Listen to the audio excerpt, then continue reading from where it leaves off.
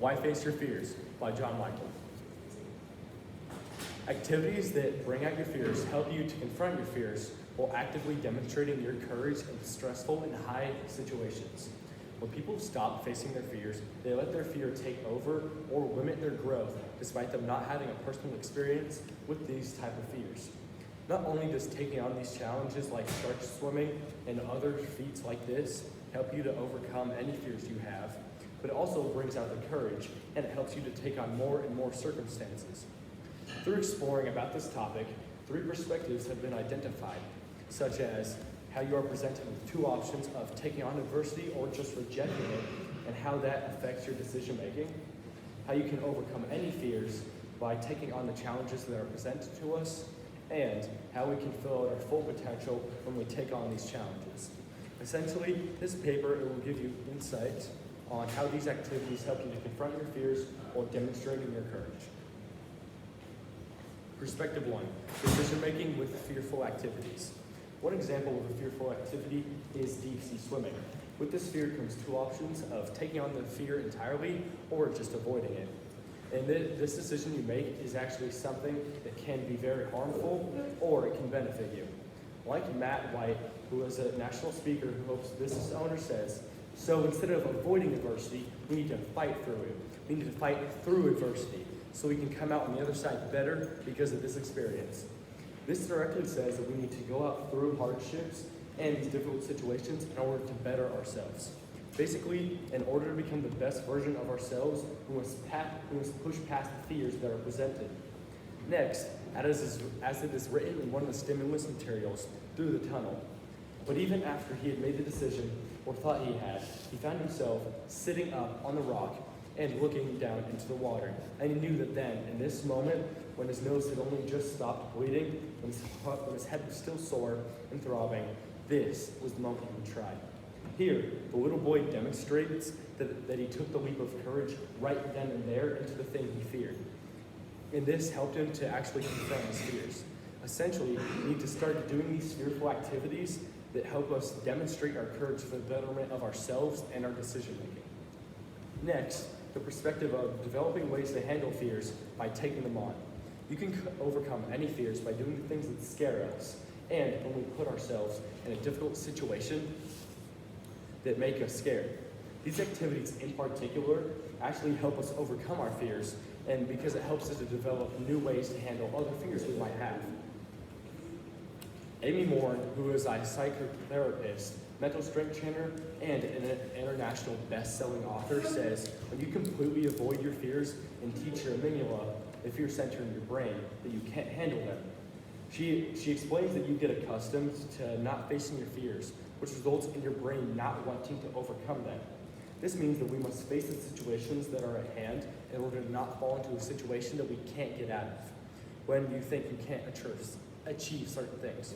Essentially, when we deal with adversity, we stay in a state of comfortability when we don't handle them, which makes us not learn or grow from the situation.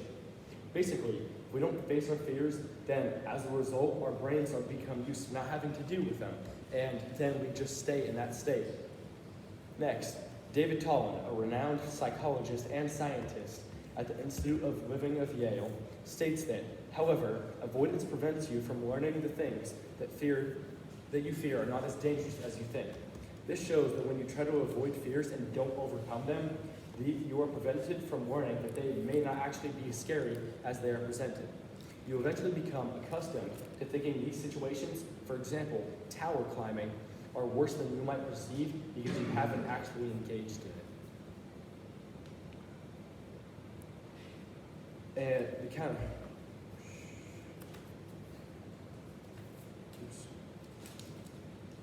the third perspective, facing your fears unlocks your full potential. When we face our fears, we learn what we are actually capable of in order for us to fulfill our entire potential.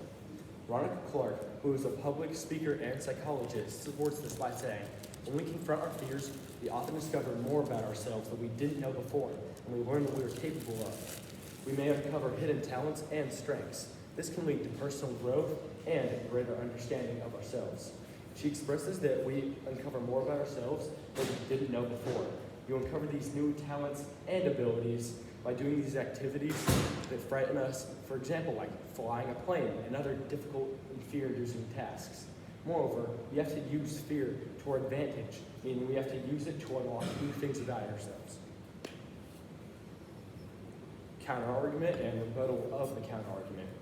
Doing these fear-inducing activities is actually a bad idea because it provokes even more stress on ourselves than we need. Teens Health, who gives physician-reviewed information and advice, says, fear is unnecessary and causes more caution than it is called for. For example, fear is like a caution sign for us to hold back, and it helps us protect us from harm. And this quote shows that fear is actually unnecessary because it only focuses on the negatives of what fear has. However, this counter-argument is invalid. Why might this be? It's because more stress will be implemented, but then you'll have a better mentality and you'll know how to actually overcome it when you do it. Amy Moore, who is a psychologist, mental strength trainer, and an international best-selling author, says that gradually facing your fears in small doses that don't overwhelm you actually helps to decrease your anxiety, habituating your amygdala, or letting your brain become accustomed to the fear. In this, she says that you are accustomed to the fear, which means that you won't be scared of it anymore, and you are able to conquer it through courageousness. Essentially, you need some sort of fear to help us not feel accustomed to no fear in our life, and this is negative, especially because it brings out the courage in ourselves, and it helps us make the good decisions and turn towards those situations which we can grow from. Conclusion.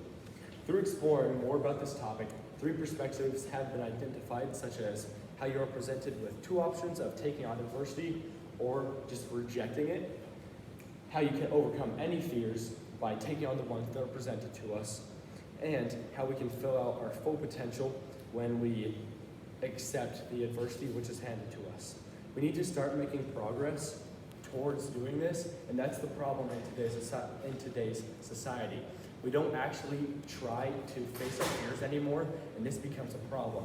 And the solution to this problem is just to do more of these fearful activities, which helps you conquer more and more while improving your mental and physical state. So to conclude, fearful feats actually do help you to demonstrate and expand your courage in stressful and alarming situations. Thank you. We're excited. 7:42.